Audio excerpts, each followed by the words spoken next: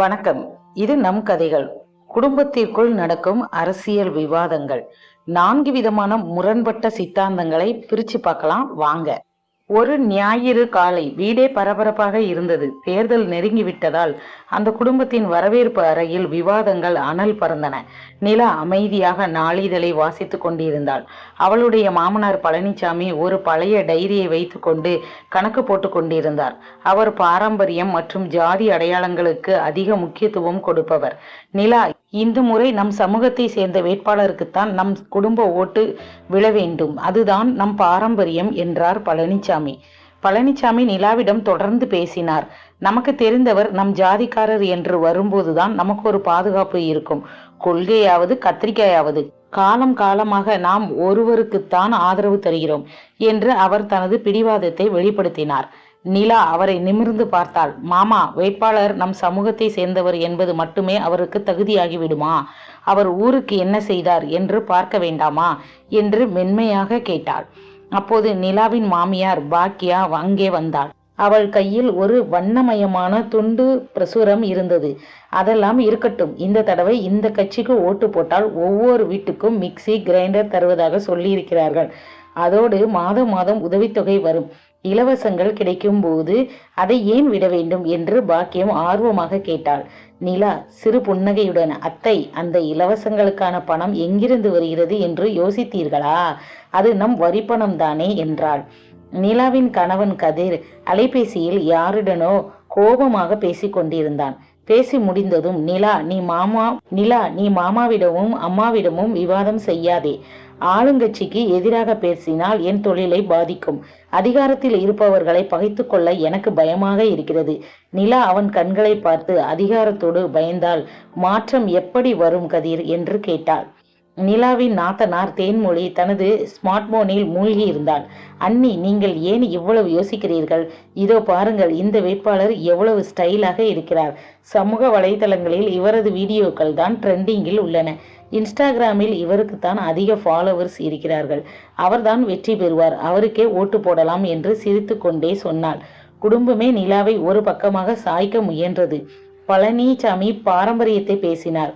பாக்கியம் இலவசங்களை பேசினார். நாங்கள் சொல்வதை கேட்டால் உனக்கு என்ன குறைச்சல்? குடும்பமாக ஒரே முடிவை எடுப்பதுதான் சரி என்று பழனிசாமி குரலை உயர்த்தினார். பாக்கியமும் அவருக்கு துணை நின்றாள். நீயும் எங்களைப் போலவே செய் நிலா, குழப்பிக்கொள்ளாதே என்றாள். நிலா மெதுவாக எழுந்து கதிரின் அருகில் சென்றார். கதிர், நாம் தினமும் பயன்படுத்தும் சாலைகள் குண்டும் குழியுமாக உள்ளன. நம் பகுதியில் உள்ள அரசு பள்ளிகள் போதிய வசதிகள் இல்லை. இதற்கெல்லாம் காரணம் தகுதியற்றவர்களை தேர்ந்தெடுப்பதுதான். பயந்து பயந்தே நாம் எத்தனை காலம் தகுதியற்றவர்களுக்கு வாக்களிக்கப் போகிறோம் என்று கதிரிடம் நிதானமாக கேட்டாள். கதிர் பதில் சொல்ல முடியாமல் மௌனமானான். பிறகு தேன்மொழியை பார்த்த நிலா, தேன்மொழி, ஒரு வேட்பாளர் எவ்வளவு அழகாக பேசுகிறார் அல்லது எவ்வளவு ஸ்டைலாக இருக்கிறார் என்பது முக்கியம் அல்ல. அவருக்கு சட்டசபையில் மக்கள் பிரச்சனைகளை பற்றி பேசுவது அறிவு இருக்கிறதா? அவர் படித்திருக்கிறாரா? அவரது கடந்த கால நேர்மை எப்படி? இதையெல்லாம் ஒரு நிமிடம் சிந்தித்து பார் என்றால் தேன்மொழி தனது அலைபேசியை மெதுவாக கீழே வைத்தாள்.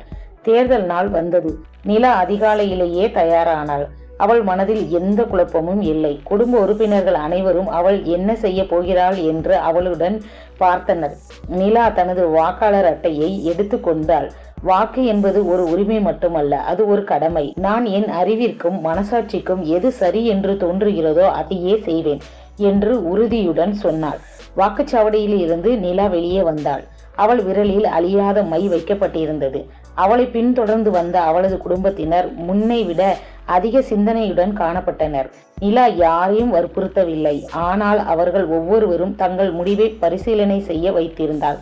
ஜனநாயகத்தின் ஆன்மா ஒரு தனி மனிதனின் நேர்மையான சிந்தனையில்தான் இருக்கிறது என்பதை அவள் உணர்த்தினாள். ஒரே வீட்டுக்குள்ளேயே 4 விதமான அரசியல் இருக்கும்னா அப்போ ஒரு நாட்டுக்குள்ள எவ்வளவு இருக்குன்னு யோசிச்சு பாருங்க. மாமனார் சாதியை பார்த்தாரு, மாமியார் பணத்தை பார்த்தாங்க, கணவன் பயத்தை பார்த்தாரு. ஆனா அந்த மருமக மட்டும்தான் தகுதியை பார்த்தா. நிஜமாவே சொல்லுங்க, உங்க வீட்லயும் ஓட்டு போடுற விஷயத்துல இது போல விவாதங்கள் நடக்குதா? ஒருவேளை நீங்க அந்த மருமகளோட இடத்துல இருந்தா என்ன பண்ணுவீங்க? குடும்பம் முக்கியமா இல்ல கொள்கை முக்கியமா? உங்க பதில மறக்காம கமெண்ட்ல சொல்லுங்க, நானும் தெரிஞ்சுக்கிறேன். வீடியோ பிடிச்சிருந்தா மறக்காமல் லைக் பண்ணுங்கள், ஷேர் பண்ணுங்கள், கமெண்ட் பண்ணுங்கள். மீண்டும் சந்திப்போம் அடுத்து நம் கதைகளோடு.